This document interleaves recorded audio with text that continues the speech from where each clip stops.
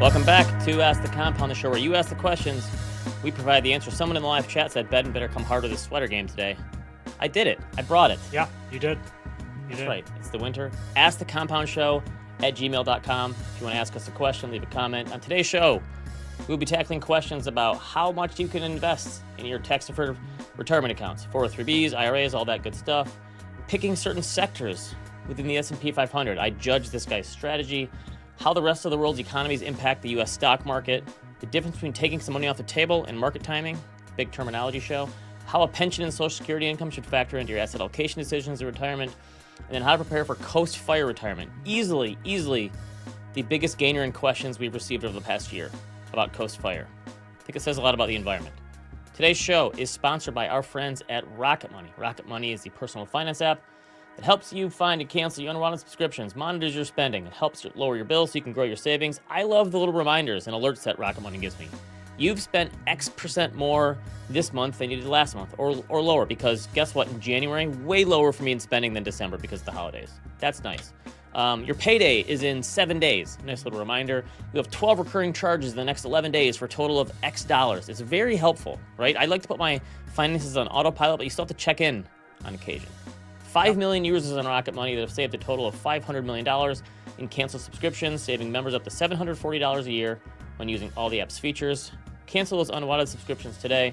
Reach your financial goals faster with Rocket Money. Go to rocketmoney.com/ATC to learn more. It's rocketmoney.com/ATC to learn more. Helps you catch those sneaky companies trying to boost your subscription, over time. Happens especially in the new year when those things come up. Yes, it's easy to forget about them because they're just all paid on your credit card. Yep. Let's go. 6 questions today. Let's do it. Okay. Up first, we have a question from Mike. I like this. Nice, short, and sweet. Is it possible to max out my 403b while also maxing out a Roth IRA? Good warm up. For our young and new people. Yeah, our young and new people here, maybe just give a brief synopsis of what a 403b is versus a 401k. 403b is essentially a 401k just for nonprofit employees. If you work at a hospital or a school, something like that, a nonprofit, work for a government, it's going to be a 403b instead of a 401k. I don't know why they have all the different letters and terminology. It's 2 more than a 401k. And credit to me for never making the 401k joke about running, right? Wait, what's that? I couldn't possibly run that far. Nice. All right. That's a bad joke. So yes, Mike, you can max out both of them if you want to. $23,500 for a 403b, same as a 401k. That's for 2025. $7,000 for the Roth IRA. If you want to max both of them out, have at it. If you have enough money, do it. If you're over 50, you can contribute an additional $1,000 to that Roth IRA. That's $8,000 in total. $7,500 catch-up provision over 50 for the 403b or the 401k. So now if you're 50 or older, we're talking $31,000 for your 403b, $8,000 for your Roth, carry the one, $39,000 in total you could put in tax retirement accounts if you're over 50. That's pretty good. If you have the ability to max those out, and you do, you're well on your way to financial success. I like it. Yes. Simple answer. Easy. Max them both out if you can, if you want to. All right. I like it. Next question. All right. Up next, we have a question from John. Everybody says the easiest way to invest is to simply buy an S&P 500 index fund. However, when you look into the returns of each of the 11 sectors that make up the S&P 500, it becomes clear that some sectors consistently outperform others. I've recently discovered SPDR Select Sector ETFs, and I'm wondering what your take is on using them to reconfigure the weighting of the S&P 500 indexing fund. I like the idea of eliminating the real estate, utilities, and materials sectors from my portfolio and simply reweighting the remaining 8 sectors to reflect the S&P 500 weighting as closely as possible. Any thoughts on this strategy? I have a feeling you don't like this. Now, the funny thing is I've gotten some variation of this question once a year, twice a year for the past 10 years. Honestly, someone asks this question once a year, which is a good excuse to update my S&P 500 sector quilt. John, throw it on here. Now, this isn't quite as eye-catching as my asset quilt because, unfortunately, Standard & Poor's has added 2 sectors over the years. So they added real estate and they added communications, which is essentially just technology. They should have just kept them together. But you can see here the leaders and laggards. Tech has done okay. So John wanted to know, like, hey, if I can pick the sectors that are going to do well, what if I just, take out the bad ones? You can see there's some on the bad end. Energy has been the worst performer. The best performer of the past 10 years, of course, has been tech, up 20% per year or so. The worst sector was energy, up 5% since 2015. This is 2015 to 2024, so I did 10 years worth of data. Consumer discretionary, financials, and industrials were the only sectors along with tech that were up double digits, so everything else was up 5 to 9% range. So a lot of sectors actually didn't do all that well. Tech carried the day. One more, John, throw that back up there. So I also put in here the S&P 500 and equal weight, because that's a question I've gotten in the past before. What if I just equal weighted these things instead of using the weights, because the weights are a lot different. You can see it kind of gives you similar to the S&P, but mostly below it. So actually, equal weighting is you're overweighting a lot of these underweight sectors. That probably isn't a good idea. John, let's do the next chart to look at the exposures. So just 1 second on the equal weight thing, just for people that don't know, you're essentially with that, you're saying the smallest market cap stock has the exact same weighting in that portfolio. Yeah, if there were 10 sectors, I'd put 10% in each. Yeah. So if we look at the next one, John, throw the chart on here. This is the actual weighting as of year end for the S&P 500. You can see 33% tech. I think last year it was like 28% when we looked at this. So, but he wants to underweight basic materials, real estate, and utilities. And look what they are, the 3 smallest sectors. They make up like 6% of the total. So my biggest problem here with John's strategy is you're not really going to move the needle very much, right? You're taking out the 3 smallest sectors. And then the other part is, John, you can do a chart off, you're making this too complex. Even if they were higher weighting and you were really making a difference, I don't know, it's possible these sectors will change again. They'll add more sectors, they'll take some away. Some stocks come in, stocks come out, so you have to rebalance. You have way more holdings than just buying a single S&P 500 index fund. So I think after all the work you put into this, buying all these, so you want to buy 8 different ETF funds, you might have to rebalance them. You'll probably still end up underperforming the S&P, because my guess is if I'm going to take these 3 underperformers out, you're probably going to keep trying to pick these going forward, because guess what? The best sectors in one decade aren't always the best sectors the next decade. The worst sector this past 10 years was energy. Guess what was the best sector the previous 10 years? Energy. Tech was one of the worst. So these things often change, the relationships change. I don't think that trying to pick and choose the sectors is very easy. And I think it's harder than it sounds. It seems easy to say, it's fine, but it's not. I think one of the biggest benefits of indexing lies in its simplicity. So I think don't make investing more complicated than it has to be. Don't take something that is simple and easy like an index and make it more complicated. I think people also have to remember that it's not always about having the sector that performs the best. It's sometimes, or goes up the most, it's what falls the least, right? And so you might have a situation where it behooves you to have utilities in there, because when you rebalance during a downturn, that could help you over the long term a lot, right? Exactly, yeah. And you look at, John, throw the chart back one more time, the sector chart, the quilt. Utilities, one of the worst performers in 2023. Actually, look at this. Utilities outperformed tech last year. How many people would think that? So financials outperformed tech last year. How many people would have assumed that in 2024?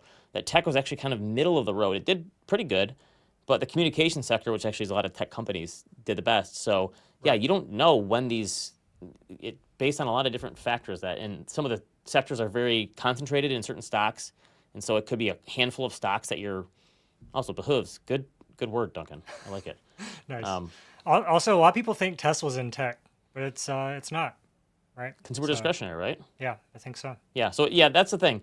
Tech is actually probably bigger than it looks. So tech is 33% weight. If you included communications, which is about 9%, so that's getting up to in the 40s, and then a handful of consumer discretionary, so I think Amazon is consumer discretionary as well. I think you'd probably be closer to 50% tech weighting in actuality. It's kind of hard sometimes to figure out where these companies lie, but it's probably higher than it seems. Next question. We're knocking them out. Okay, yeah, I'm getting a lot of jokes about behoove in the chat now.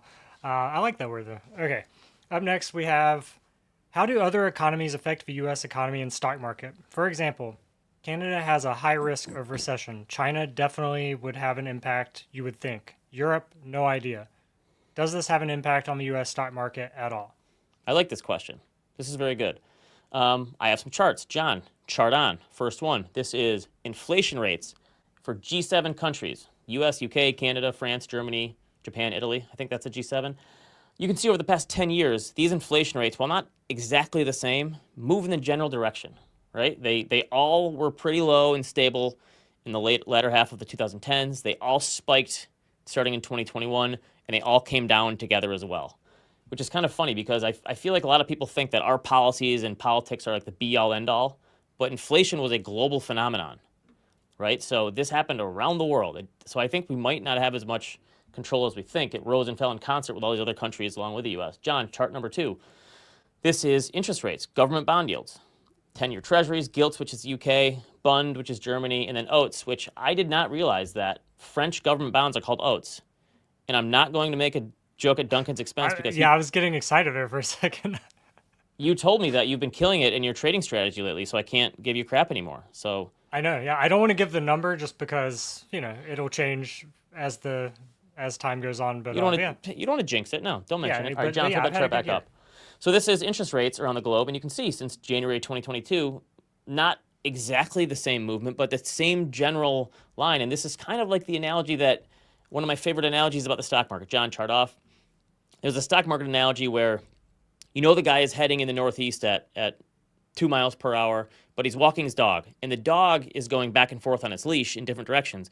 And I guess you could think of the global economy much in the same way, where as you have the guy walking 12 different dogs or whatever, but the leashes are different lengths, and they're moving all over the place as the guy is going in the same direction. That would be my view of the global economy. Sure, sometimes a leash breaks, and the dog runs off. That happens. Hyperinflation in Argentina or something. But it is kind of a chicken or the egg type of problem here. Like, are these other countries impacted by the U.S. economy since it's so large, or is the U.S. economy impacted by the rest of the world? Probably a little from side A, a little from side B. But if the rest of the world does experience a slowdown, and we have a recession in Europe, or China has a severe slowdown, it's going to impact the U.S. stock market in some ways. John, chart on, number 3. Torsten Slok from Apollo just posted this week. 41% of revenue in S&P 500 companies come from abroad. So if China slows and people don't buy as many iPhones, it's going to impact Apple, which will impact the S&P 500. So this is like a good thing in terms of these corporations are now global, and it makes it so they get their revenue sources from a diversified set of countries and consumers. But yes, if those other countries slow down, the U.S. is certainly not immune to the rest of the world. Chart off. Yeah, so it's if these other countries slow, it's going to impact the U.S. stock market in some way. It has to. Kind of makes me think of the butterfly effect. So Yeah, I think that was a good movie. Not bad. Ashton Kutcher trying to be serious. Yeah. That was okay. I think he succeeded. All right. Next one. Okay, that one. I can't believe as a film guy that you liked Butterfly Effect. I mean, it's been a long time, but I remember enjoying it. I liked it too. Yeah. Okay. I mean, it's no Citizen Kane, right? But okay. Up next, we have a question. That's an airplane movie from Jack. I can't believe you tried to watch that on a plane, but whatever. For another podcast. Up next, we have: is there a difference between taking money off the table and timing the market? My wife and I are in our mid to late 30s with a 2-year-old and another on the way, living in a high cost of living city as renters. Despite what feels like a relatively high net worth, not to brag, buying a home feels out of reach. This is a sentiment we're getting so much in questions these days. All the time, definitely. It's sad. We're currently allocated at 80% Vanguard total world market and 20% bonds and cash. Still, after such a strong year in the market, does it ever make sense to sell some of this VTSAX to set aside funds for a future event, like buying a home or to prepare for potential market shifts? Am I contemplating market timing, or does this make sense given our circumstance? I think VTSAX is a total U.S. stock market index fund. I thought it was world. Yeah. I do think sometimes we get too bogged down in terminology in finance. And like you have this ingrained in your head from people like me, like, do not time the market. It's way too hard. But I think the whole point of saving and investing in the first place is spending money at the future, right? So if you saved and invested enough money to buy a home or take a trip or pay for college or whatever it is, you should actually take that money off the table when it comes time to spend it. If you have what you need to hit that goal, like, that's the whole point. I think don't overthink this. Taking profits after a really good year that followed another good year makes a lot of sense to me, assuming your time horizon makes sense, right? So I think you want to set aside some of your stock profits to buy a house. Like, that's a wonderful investment goal. And don't worry about trying to time it perfectly. No one does, right? When people take money out for retirement, no one times it perfectly and gets out right at the top and invest it back at the bottom or whatever. My only caveat here, he said they live in a high cost of living city. Have you run the numbers to make sure it's worth it to buy in the first place? Because a lot of big cities, it is not worth it to buy a home versus renting. Now, I know I don't want to like dash his American dream here, but I had to mention it. The savings from renting versus buying, especially now in the current environment, is probably about as wide as it's ever been for some costly cities. You know this, Duncan. And shout out Nick Majuli. He actually just posted a calculator for this on his blog. He updated. I think we went over it a little on this show before. Maybe we'll have Nick back on to talk about it. But that's the only thing. And maybe he says, yes, I've run the numbers. I still want to buy a house for these other reasons that aren't financial. Fine. But just run the numbers. You may do much better off letting your money ride in the market and continue to rent or rent a nicer place or something. So I think so. But yes, if you've reached your goal, don't worry about thinking about market timing. This is the whole point of investing in the first place. Take the money off the table if you need to. Yeah, I mean, it's your money. But this is why people have such a hard time in retirement spending money, because they look at it and they say, I've had this number in mind forever. Now I got it. I don't want to see it go away, right? The number is it gives me comfort. It makes me feel good. I can't. That's why people like only spend their income or their dividend income or their fixed income instead of spending principal, because they don't want to see that number go down. That's the whole point. Spending it. That's why you save in the first place. Yeah, makes sense. Another question. Okay, up next we have a question from Jim. I'm a 69-year-old retiree with pension income of $67,000 from a stable state pension system. My wife and I also collect $77,000 from Social Security, bringing our total income to $144,000. If this income came from fixed income sources, it would represent a significant bond holding. What's the best way to calculate the bond equivalent for this income to help allocate fixed income in our portfolio? I understand it's not the same as an actual bond holding since it goes to zero upon our passing, but I believe it should be considered in our asset allocation. This makes sense to me. I still think people underestimate just how important Social Security is in this country. Right? Without it, there would be tens of millions of people who would more or less be out of luck when it comes to retirement savings. And add that to a pension, and those are relatively rare these days. I think in the heyday of pensions, which was kind of the early to mid 70s, we had all these unions still, and I think it was 45% of private sector employees were covered by a pension. It gave you about as much as Social Security did back then. So it was like a double Social Security for people. Today, I think it covers 10% of the private sector. So it's a much smaller number. So consider yourself lucky if you have one. Both of my parents worked at a hospital, and both came out into retirement with a pension. So it makes retirement planning so much easier, right? I have this money coming in. So I think it can change your risk profile because it means less money that you have to take from your portfolio. Does that mean you can have a lower allocation to bonds? For some people, that makes sense. So they have $12,000 in monthly pension Social Security income. So that's $12,000 they don't have to take from the portfolio. So I think it's more about like inverting it, not saying like what should your bond allocation be. It's like how much risk do you need to take now that you have this much covered? Like how much more do you have to take from your portfolio?